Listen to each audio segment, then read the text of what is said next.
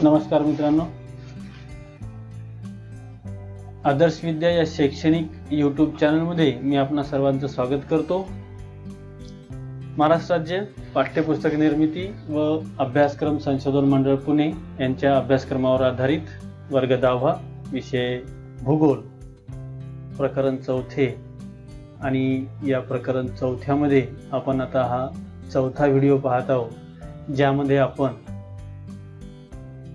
भारताच्या हवामानाचे वैशिष्ट्य यावर चर्चा करणार आहोत। मित्रांनो, आदर्श विद्या या शैक्षणिक यूट्यूब चॅनलला जर तुम्ही आतापर्यंत सबस्क्राइब केलं नसेल तर लगेचच सबस्क्राइब करून घ्या आणि आपल्या बेल आयकॉनला पण प्रेस करा। चला तर मग आपण आपल्या पाठाला सुरुवात करूया, ज्याचं नाव आहे बरोबर आहे हवामान। मित्रो, हा या पाठातला 4था व्हिडिओ आहे, ज्यामध्ये आपण हवामानाचा अभ्यास करत आहोत। त्यासाठी पाठ्यपुस्तकातील इशाऱ्यानुसार पहिला प्रश्न आहे मित्रहो, आकृती 4.5 चे निरीक्षण करून खालील प्रश्नांची उत्तरे लिहा। आता आकृती 4.5 जी आहे ही भारतातील काही महत्त्वाची शहरं आहेत आणि या शहरातील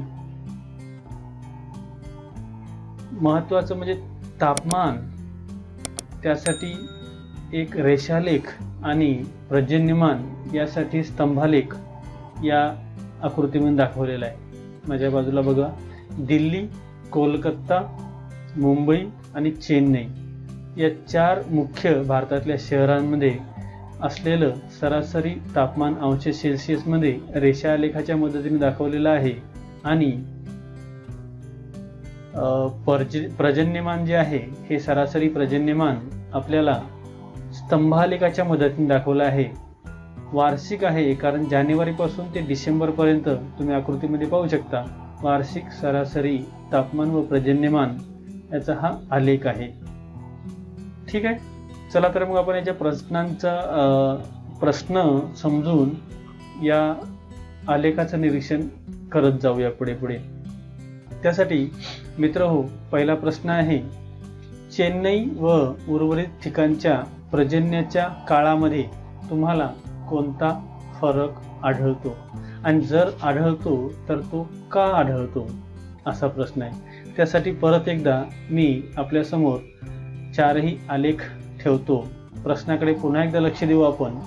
चेन्नई व उर्वरित ठिकाणच्या, आता 4 महानगर आहेत, दिल्ली, कोलकाता आणि मुंबई, म्हणजे दिल्ली, कोलकाता आणि मुंबई या ठिकाणच्या पर्जन्याच्या काळामध्ये तुम्हाला कोणता फरक आढळतो, पहिला प्रश्न आहे। आणि जर आढळत असेल तर असं का होतं हे त्याच्या मागचं कारण सुद्धा आपल्याला सांगायचं आहे। त्यासाठी हा आलेख थोडासा झूम करून घेऊयात मित्र आपण आलेखाला, म्हणजे तुमच्यात लक्षात येईल। दिल्लीचं सरासरी तापमान, म्हणजे भारतामध्ये जे काही 4 महत्त्वाचे शहर आहेत, या 4ही महत्त्वाच्या शहरातील तापमान आणि पर्जन्यमान याचा जर सरासर अभ्यास केला आपण तर आपल्याला दिल्लीमध्ये जून आणि सप्टेंबरमध्ये पाऊस जास्त दिसतो आहे। जूनला सुरुवात होते, जुलै, ऑगस्ट, सप्टेंबरमध्ये दिल्लीत दिसतो आहे। माझ्या बाजूला कोलकाता आहे, इथेही तुम्हाला जून ते सप्टेंबरमध्ये पावसाचे प्रमाण जास्त दिसते आहे। त्याचबरोबर मुंबईमध्ये सुद्धा तुम्हाला जून ते सप्टेंबर याच काळात पाऊस दिसतो आहे।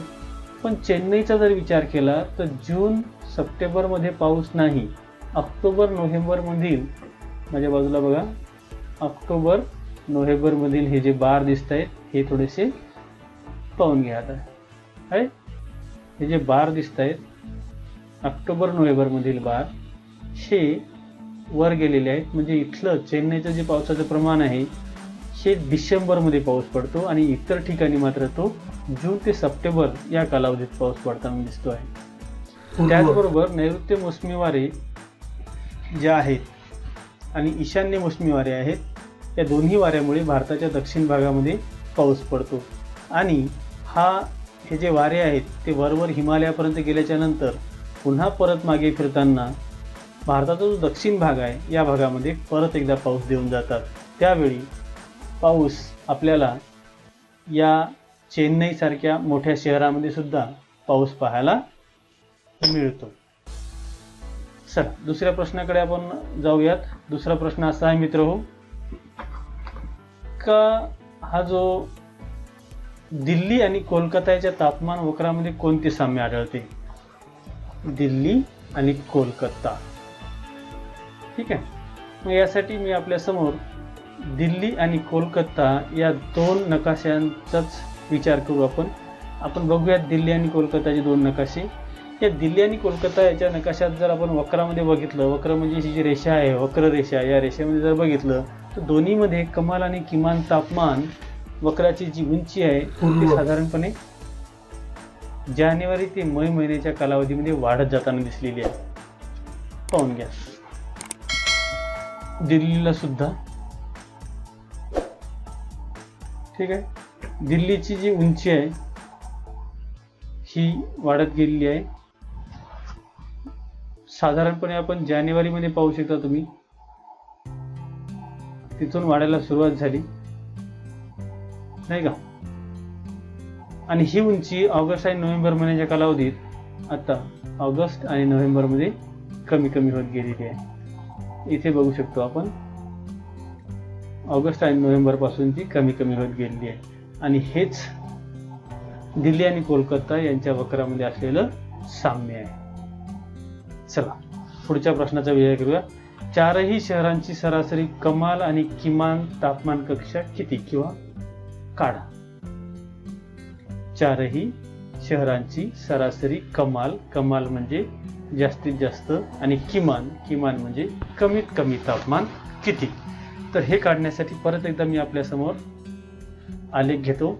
या आलेखाला परत एकदा आपण झूम करून घेऊयात जेणेकरून आपल्याला स्पष्ट दिसेल. दिल्लीचं कमाल आणि किमान तापमान पाहत असताना तुमच्या लक्षात येत असेल की कमाल तापमान कक्षा आणि किमान तापमान कक्षा हे तुम्हाला दोन वेगवेगळ्या रेषेने दाखवलेले आहेत. आकाशी कलरची रेषा ही किमान म्हणजे कमीत कमी तापमान दाखवते आणि हलक्याशा लाल रंगाची जी रेषा आहे ती कमाल तापमान दाखवते. माझ्या बाजूला तुमच्या लक्षात आलं असेल. दिल्लीचा विचार करू आपण. दिल्लीमध्ये जी आकाशी कलरची रेषा आहे ती सुरुवात झालेली दिसते तुम्हाला 6 म्हणजे किमान 6 पासून तापमानाला सुरुवात झालेली आहे. ते वाढत जाऊन जास्तीत जास्त 41 पर्यंत पोहोचलेलं आपल्याला दिसतं. मे मध्ये बघा दिल्लीचं तापमान 41 वर गेलेलं आहे. मग आपण दिल्ली या शहराच्या कमाल तापमानाला किमान 6 आणि कमाल 41 अंश सेल्सिअस असते असं सहज म्हणू शकतो. कोलकाता याचा विचार करा. या नकाशामध्ये सुद्धा दिलेला आहे. कोलकात्यामध्ये सुद्धा किमान तापमानाला सुरुवात ही 9 पासून करूयात. म्हणजे किमान 9 अंश सेल्सिअस ते कमाल इथे बघा 40च्या वर गेलेले आहे. दिसते का? 30 जवळपास 41 अंश सेल्सिअस आहे. हेही नकाशाचाच आपण अभ्यास करून याची उत्तरं देणार आहोत. ओके. 15 30 5 अच्छा 5चा फरक आहे. ओके. म्हणजे आपण 9 ते 36 किंवा 37 पकडू शकतो. म्हणजे किमान 9 अंश सेल्सिअस ते कमाल 37 अंश सेल्सिअस तापमान हे कोलकात्याचं आहे. पुढे जाऊयात. मुंबईच्या तापमान कक्षा बघूयात. यामध्ये जो फरक केलेला आहे तो लक्षात घ्या. 1 सेमी बरोबर 5 अंश सेल्सिअस असा याचा फरक आहे. चला मुंबईचे तापमान पाहत असताना ते लक्षात आलं असेल किमान म्हणजे कमीत कमी 5 10 15 बघा इथं थोडंसं 5 10 15 ओके 16 किमान 16 अंश सेल्सिअस ते कमाल 30 आणि इथं जवळपास 35 ला कमीच आहे 34 अंश सेल्सिअस आपण म्हणू शकतो. म्हणजे कमीत कमी 16 अंश ते जास्तीत जास्त 34 अंश सेल्सिअस ही तापमान कक्षा मुंबईची आहे. शेवटी चेन्नईची तापमान कक्षा पाहून घ्या. किमान बघा 21 अंश ते कमाल इथं तुम्ही नकाशामध्ये सुद्धा बघू शकता. माझ्या जवळ आलेला भाग आहे हा महत्त्वाचा भाग आहे. बघा डिसेंबर मध्ये तुम्हाला तापमान दिसत असेल तर अगदी 20च्या वर म्हणजे 21 अंश सेल्सिअस ते जास्तीत जास्त ही जे लाल रेषा वर गेलेली दिसते आहे, जून मध्ये लाल वर गेलेली आहे, ती आहे जवळपास 39 अंश सेल्सिअस पर्यंत. तर हे आहेत तुमच्या चारही शहराच्या सरासरी कमाल आणि किमान तापमान कक्षा. मी परत रिपीट करतो, आपण चारही शहराची तापमान कक्षा बघितलेली आहे. दिल्लीची तापमान कक्षा किमान 6 ते कमाल 41 अंश सेल्सिअस, कोलकाता किमान 9 ते 34 अंश सेल्सिअस, मुंबईची 16 ते कमाल 34 अंश सेल्सिअस, चेन्नईची 21 ते 39 अंश सेल्सिअस. ही आहे चारही शहराची सरासरी आणि कमाल आणि किमान तापमान कक्षा. पुढे जाऊयात. चौथा प्रश्न आहे, कोणत्या शहराची तापमान कक्षा कमी आहे आणि त्यावरून कोणता अंदाज कराल? तापमान कक्षा कोणत्या शहराची कमी आहे? मी आता सांगितलेल्या हिशोबाने जर बघायला गेलं तर तुमच्या लक्षात आलं असेल की कमीत कमी आणि जास्तीत जास्त हे जे आकडे आहेत यामध्ये जो फरक आहे 0 ते 41, किती मोठी तफावत आहे. आपण दिल्लीचं बघितलं आताच. दिल्लीचं तापमान बघा 0 ते 41, यातला जो फरक आहे नाही का. मग कक्षा कशाला म्हणायचं? हा जो फरक आहे कमीत कमी आणि जास्तीत जास्त, हा सर्वात कमी जर फरक पाहायचा असेल तर तो आहे चेन्नईमध्ये. कारण किमान 21 आणि कमाल 39 यामध्ये अंतर जास्त नाही. दिल्लीमध्ये जर बघायला गेलं तर किमान 6 आणि कमाल 41, म्हणजे यातला जो डिफरन्स आहे हा खूप मोठा आहे.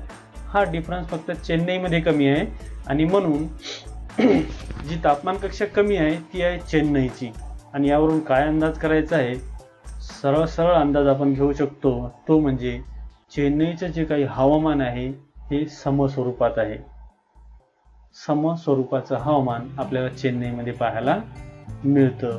कारण इथं असलेलं दोन्हीही तापमान किमान आणि कमाल या दोन्ही तापमानात जो फरक आहे तो अतिशय कमी आहे बाकी इतर तीनही शहरांपेक्षा.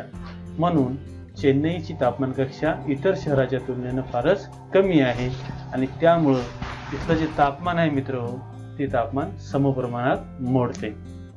चला पुढे जाऊयात. आपल्याला पुढचा प्रश्न बघायचा आहे मित्रहो. 5वा प्रश्न आहे, कोणत्या शहराची तापमान कक्षा जास्त आहे आणि त्यावरून तुम्ही हवामानाचा अंदाज करा. आता तुम्ही सांगितलंय कमी कसं ओळखलं, जास्त कसं ओळखलं. हा जो मेन डिफरन्स होता हा कोणामध्ये जास्त होता? अगदी बरोबर, दिल्लीमधली जी तापमान कक्षा आपण आत्ताच पाहिली होती ती होती जवळपास 6 किमान 6 अंश सेल्सिअस ते कमाल 41 अंश सेल्सिअस. म्हणून तापमान कक्षा जास्त दिल्ली शहराची आहे आणि त्यामुळं इथलं हवामान आपण जसं चेन्नईमध्ये तापमान कक्षा कमी होती म्हणून तिथलं सम होतं, तर दिल्लीचं जे तापमान आहे किंवा हवामान म्हणू आपण हे विषम स्वरूपाचं आहे. ओके, चला पुढे जाऊयात. पुढचा प्रश्न बघायचा आहे. 6वा प्रश्न आहे, मुंबईचं तापमान आणि पर्जन्यमानाच्या आधारे हवामानाचा अंदाज करा. मुंबईचं तापमान बघावं लागेल आणि पर्जन्यमान बघावं लागेल आणि त्यावरून तुम्ही मला मुंबईचा हवामानाचा अंदाज सांगू शकता. कसा सांगायचा किंवा कसा बघायचा त्यासाठी हा नकाशा आपण समोर ठेवूयात. माझ्या बाजूला आहे मुंबईचा नकाशा आहे. इथं तापमान कक्षा आपण या अगोदर बघितली होती. मुंबईचं किमान हे 16 अंश सेल्सिअस पासून सुरू होऊन 34 अंश सेल्सिअस पर्यंत ते कमाल असतं. ठीक आहे. पर्जन्यमान बघायला गेलं तर जुलै महिन्यात 450 मिलीमीटर पाऊस पडतो. जुलैमध्ये तो 720 मिलीमीटर पाऊस पडताना दिसतो आहे. मिलीमीटरची संख्या इथं माझ्या जवळ दिलेली आहे बघा. या बाजूला तुम्हाला मिलीमीटर मध्ये दिसते आहे. जसं इथं बघा 100,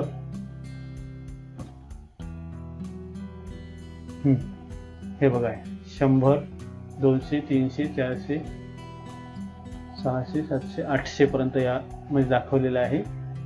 ठीक आहे. यावरून तुम्ही अंदाज घेऊ शकता की जून महिन्यात 450च्या आसपास दिसते आहे. जुलैमध्ये आणखी वाढलं 720, म्हणजेच इथलं हवामान थोडंसं उष्ण आणि थोडंसं दमट या प्रकारचं हवामान पाहायला मिळते. कारण किमान 16 आणि कमाल 34°C तापमान आहे. पाऊस बघायला गेलं तर 450 मिलीमीटर हा जूनमध्ये पडतो आणि जुलैमध्ये तो 720 पर्यंत जातो. हायेस्ट पर्जन्यमान 720च्या आसपास आहे. यावरून आपण एकच अंदाज घ्यायचा की मुंबई येथील हवामान हे उष्ण आणि दमट स्वरूपाचे आहे. चला पुढचा आणि 7वा आणि शेवटचा म्हणू आपण. या शहरांचं म्हणजे दिल्ली, कोलकाता, मुंबई आणि चेन्नई या शहराचं सम आणि विषम हवामानात वर्गीकरण करा. चेन्नई पाहिली सम तापमान, दिल्ली पाहिली विषम होती. मग आणखी 2 जे उरलेले आहेत यांना सुद्धा आपण सम कोणते आणि विषम कोणते या गटात टाकूया. त्यासाठी मित्र हो, पुन्हा एकदा हा नकाशा तुमच्या समोर मी ठेवतो आणि तुम्ही आता अंदाज घेऊ शकता की सम तापमानामध्ये मी आता सांगितलं होतं, एक होती अगदी बरोबर मुंबई आणि चेन्नई, हे 2 शहर आहेत सम हवामान असलेली. तर विषम मध्ये दिल्ली आणि कोलकाता आहे, ज्यांच्या किमान आणि कमाल तापमान कक्षेमध्ये मोठा फरक जाणवतो म्हणून ते विषम. ज्यांच्यामध्ये हा फरक कमी जाणवतो त्या सम आणि सम मध्ये मुंबई आणि चेन्नई येते. चला मित्र पुढे जाऊया. आपल्याला पुढचा मुद्दा अतिशय महत्त्वाचा मुद्दा बघायचा आहे. त्याचं नाव आहे भारताचे हवामान. एकंदरीत विचार केला तर मित्र हो, भारत हा उष्णकटिबंधीय प्रदेशामध्ये मोडतो. आपण याची वैशिष्ट्ये पाहणार आहोत. पहिलं वैशिष्ट्य आहे प्रकार. भारतातील हवामानाचा प्रकार हा मान्सून आहे, म्हणजे भारतात मान्सून प्रकारचे हवामान आढळते. दुसरा मुद्दा आहे मित्र, ते म्हणजे स्वरूप. आणि हे जे स्वरूप आहे ते भारतामध्ये सर्वसाधारणपणे वर्षभर उष्ण हवामान असतं. भारतात वर्षभर सर्वसाधारणपणे उष्ण हवामान असतं. त्याचबरोबर तिसरं वैशिष्ट्य ऋतू. मित्र हो, ऋतू जर आपण विचार केला तर भारतीय हवामानशास्त्र विभागानं भारतातील हवामानाचे मुख्य 4 ऋतू मानले आहेत. मुख्य 4 ऋतू, ज्या 3 ऋतूची तुम्हाला कल्पना आहेच, उन्हाळा, पावसाळा, हिवाळा. हा चौथा जो आहे तो मान्सून परतीचा ऋतू असं हवामानशास्त्रानं मानलेलं आहे. म्हणजेच आपण याला असं म्हणू शकतो, उन्हाळा म्हणजे उष्ण हवेचा ऋतू, पावसाळा पावसाचा ऋतू, मान्सून परतीचा ऋतू हा सुद्धा पावसाचाच ऋतू आहे. म्हणजेच नैऋत्य मोसमी वारे जेव्हा वरवर जाऊन हिमालय पर्वतरांगेला अडतात आणि परत फिरतात तेव्हा ते परत जाताना सुद्धा पाऊस देऊन जातात, म्हणून तो सुद्धा पावसाचाच ऋतू आहे. आणि शेवटी हिवाळा हा थंड हवेचा ऋतू आहे. असे एकंदरीत भारतामध्ये आपल्याला हवामानशास्त्रानं सांगितलेले 4 महत्त्वाचे ऋतू आहेत. चौथं वैशिष्ट्य आहे हवामानावर प्रभाव पाडणारे महत्त्वाचे घटक. आता भारताचं जे हवामान आहे मित्र, त्यावर प्रभाव पाडणारा महत्त्वाचा घटक म्हणजे एक हिंदी महासागर, जेथून नैऋत्य मोसमी वारे भारतात येतात, पाऊस देतात. आणि दुसरा महत्त्वाचा घटक आहे हिमालयाची पर्वतरांग, जी तुम्ही बघू शकता भारताच्या अगदी उत्तरेला हिमालयाची पर्वतरांग आहे. या भागामध्ये अगदी वरच्या भागामध्ये हिमालयाची पर्वतरांग आहे. मी तुम्हाला दाखवू शकतो. जम्मू काश्मीर, हिमाचल प्रदेश, उत्तरांचल, मेघालय, नेपाळ, सिक्कीम, अरुणाचल प्रदेश या सगळ्या प्रदेशामध्ये जवळपास 4 रांगा हिमालयाच्या पसरलेल्या आहेत. आणि या 4ही रांगांना आपल्या खालच्या दिशेनं म्हणजे नैऋत्य मोसमी वारे येऊन अडतात आणि ते परत फिरतात. म्हणजेच हवामानावर प्रभाव करणारे घटक जर तुम्हाला विचारले तर लक्षात ठेवा, एक आहे अगदी दक्षिणेकडे असलेला हिंदी महासागर, हा जिथून आपल्याला नैऋत्य मोसमी वारे मिळतात. आणि त्यानंतर दुसरा महत्त्वाचा घटक आहे हिमालय पर्वत रांग. ठीक आहे.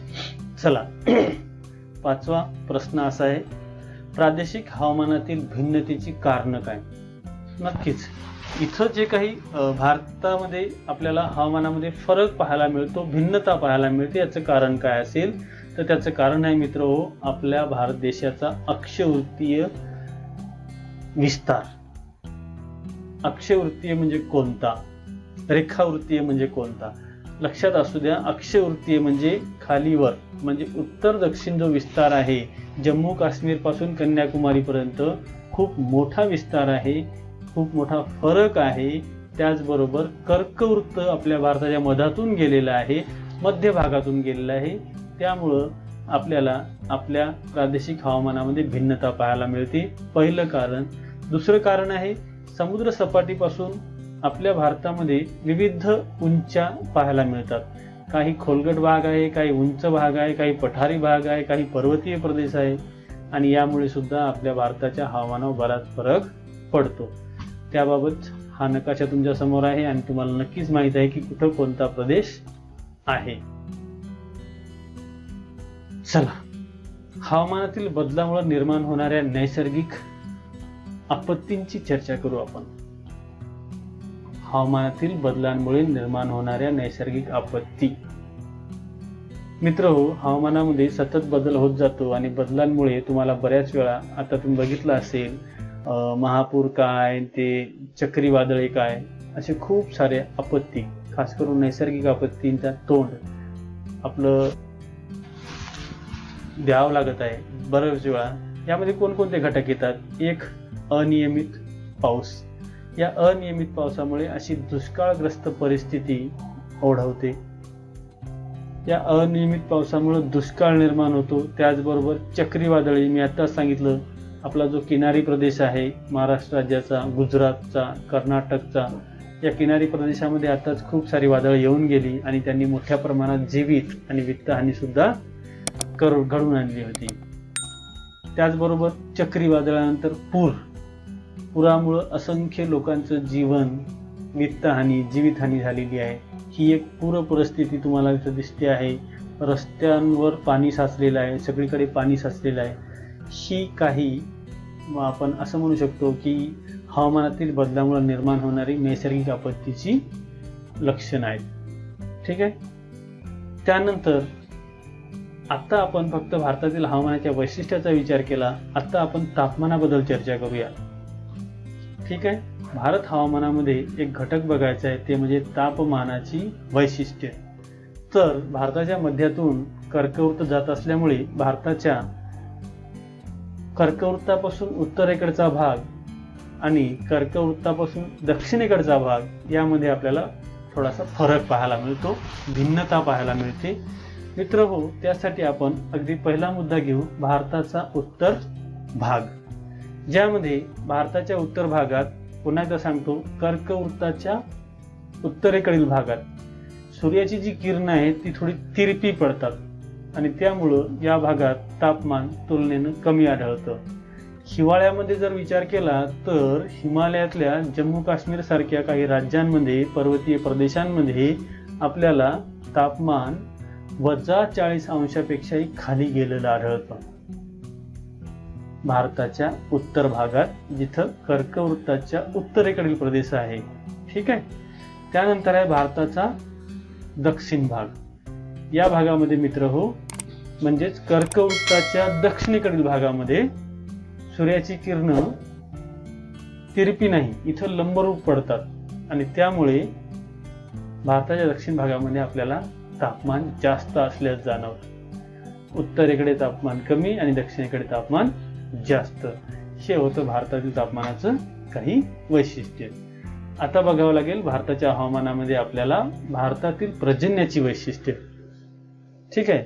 आणि याबाबत तर मी तुम्हाला खात्रीपूर्वक सांगू शकतो की आतापर्यंत तुमच्या अभ्यासानुसार तुम्हाला नक्कीच माहिती आहे की आपल्याला जो पर्जन्य मिळतं ते कुठून. अगदी बरोबर, नैऋत्य मोसमी वाऱ्यापासून आपल्या भारतामध्ये मुख्यत्वे करून पाऊस आपल्याला मिळतो. म्हणून पहिला मुद्दा, नैऋत्य मोसमी वाऱ्यामुळे पडणारा पाऊस. ठीक आहे. तर या नैऋत्य मोसमी वाऱ्यामुळे पाऊस पडतो तर काय, कसा?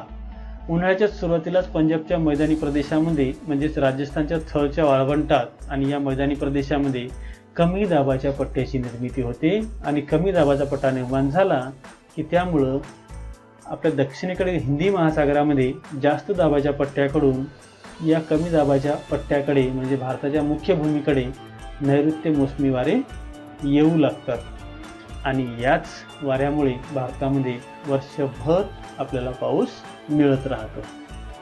हे आहे भारतातील पर्जन्य, जे नैऋत्य मोसमी वाऱ्यामुळे आपल्याला मिळतं. मित्र, दुसरा मुद्दा आहे भारतातील पर्जन्याचं प्रमाण. आपण याविषयी चर्चा या चार मुख्य शहरांमधून तर केलीच होती. अधिक डिटेलमध्ये बघण्यासाठी बघा, भारतामध्ये जो पश्चिम आणि पूर्व घाट आहे, या दोन्ही घाटाच्या अडथळ्यामुळे किनारी भागात पर्जन्य आपल्याला इतर भागापेक्षा जास्त प्रमाणात आढळतं. कारण पश्चिम किनारपट्टीकडे बघता एक सह्याद्री पर्वतरांगाची म्हणजेच पश्चिम घाटाची रांग तुम्हाला उत्तर दक्षिण पसरली दिसते. तशीच एक रांग आपल्या पूर्व किनारपट्टीवर सुद्धा आहे, जी अगदी उत्तर दक्षिण पसरली आहे. आणि या दोन्ही घाटांमुळं येणारे नैऋत्य मोसमी वारे यांना अडतात आणि इथं मोठ्या प्रमाणात ते पाऊस सुद्धा देतात. आणि लगेच घाटाच्या जो पलीकडचा भाग आहे, या भागामध्ये मात्र हे वारे पोहोचत नाही. आणि म्हणून हा वाताविन्मुख म्हणजेच पर्जन्य छायेचा प्रदेश, जिथं पावसाचं प्रमाण हे कमी असतं. ठीक आहे. नैऋत्य मोसमी वारे असे वरवर गेल्यानंतर अरवली पर्वतरांगांना समान वाहत जात, समान जशी अरवली रांग पसरलेली आहे उत्तर दक्षिण, तसंच ते सुद्धा समांतर वाहत पुढे उत्तरेकडे जात असल्यामुळे गुजरात आणि राजस्थानच्या काही भागात पावसाचं प्रमाण हे कमी आढळतं. त्याचबरोबर नैऋत्य मोसमी वारे हे आणखी वर गेल्याच्या नंतर हिमालयाच्या शिवालिक म्हणजे अगदी अलीकडची रांग आणि हिमाचल रांगांपासून ते त्याला अडतात आणि पुन्हा मागे फिरून हिंदी महासागराकडे जाऊन जो मध्य भारत आहे, म्हणजे द्वीपकल्प म्हणता येईल त्याला, द्वीपकल्पाच्या काही भागामध्ये परत जाताना एकदा चेन्नईच्या काही भागात म्हणू शकता तुम्ही, जे आपण आत्ताच बघितलं, चेन्नईच्या काही भागात सुद्धा ते परत पाऊस देतात. आणि यालाच आपण परतीचा पाऊस असंही म्हणतो. तर हे होतं भारतातील पर्जन्यमानाची वैशिष्ट्ये. मित्रहो, या सदर पाठामध्ये तुम्हाला कुठल्याही प्रकारची अडचण वाटली तर तुम्ही मला कमेंट करून विचारू शकता. तुम्ही जर आपल्या आदर्श विद्या चॅनलला सबस्क्राईब केलं नसेल तर लगेच सबस्क्राईब करून बेल प्रेस करायला विसरू नका. आपण इथे थांबूयात. धन्यवाद.